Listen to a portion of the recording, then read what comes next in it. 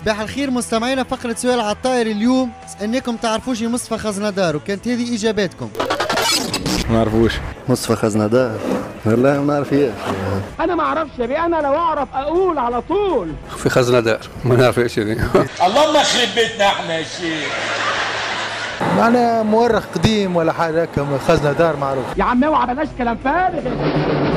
مصطفى خزندار الدندان. يا نهار اسود، خزندار في الدندان في البيت. مصطفى خزندار بلاصة كيف مثلا دار العجائب مثلا بار اكزومبل، على حسب المعلومة نتاع اللي في مخ. انتوا هتودونا في داهية بقى ولا ايه؟ مصطفى خزندار نسمع به يعني كوارجي. مصطفى خزندار من وقت البيات عنده بلاد كاملة اللي هي اسمها خزندار.